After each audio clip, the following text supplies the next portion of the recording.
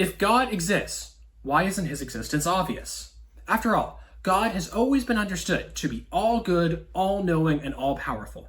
Part of being all good, though, is willing the good for everything that's not yourself. This means that if God existed, we would expect him to will the good for his creation, and especially willing it for the crowning jewel of his creation, humanity. But perhaps the greatest possible good for humanity is to come to know the ultimate source of its existence. But if God exists, then he's the ultimate source of humanity's existence. So if God exists, we would expect man to come to know that he exists out of love for us. This means that we would expect God to do everything in his power to ensure that everyone alive knows he exists.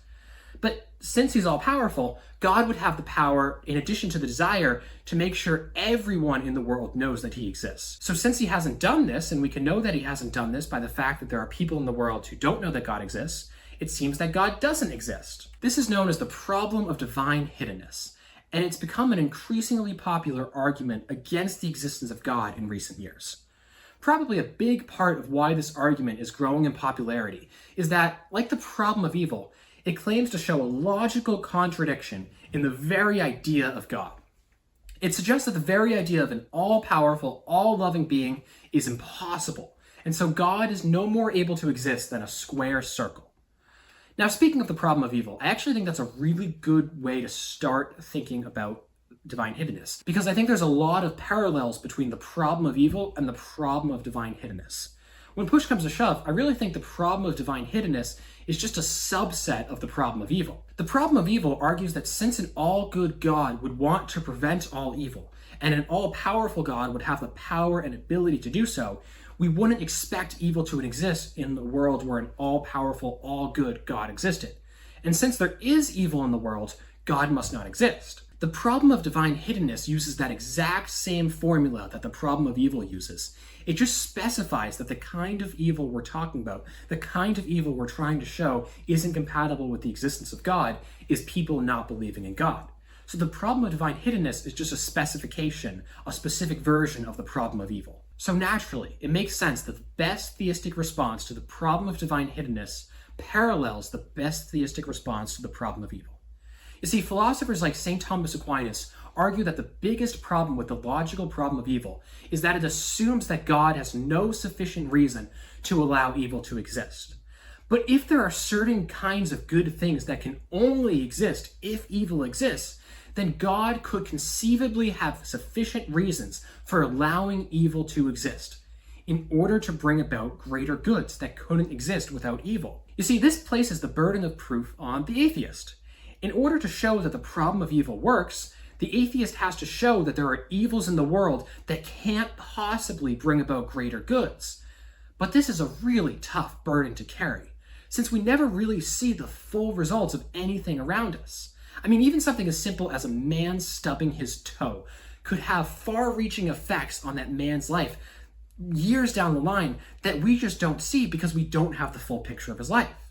But since God is all-knowing, he's able to see those far-reaching consequences in a way we can't. He's able to see how that man, for example, might avoid stepping on a piece of glass years down the line because he's learned how to watch his step from that one time he stubbed his toe. Now, I did a video on the problem of evil a few weeks back, and feel free to check that out if you want to go deeper on this topic. But the point I'm making here is that this reply to the problem of evil applies to divine hiddenness as well.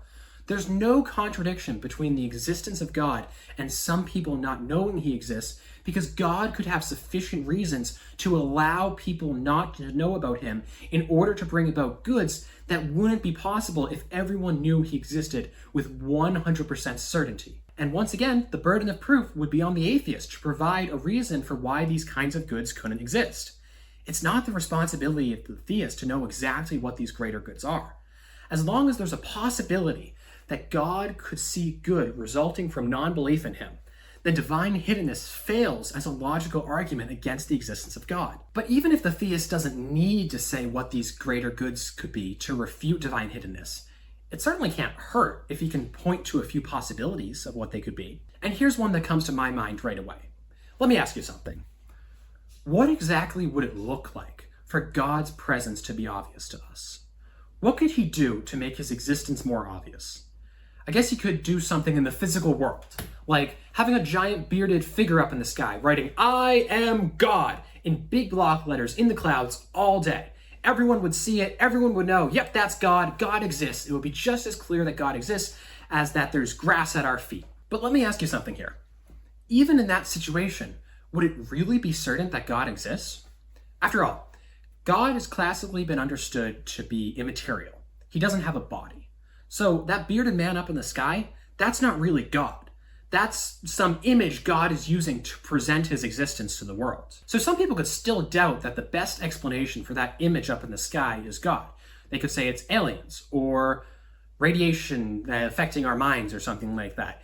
The point is that it wouldn't be just obvious to our senses that God exists, and I really don't think it could ever be obvious to our senses that God exists, because God isn't a sensible thing. So when push comes to shove, I don't think it makes any sense to talk about God making his existence obvious through some kind of physical form, like the giant in the sky.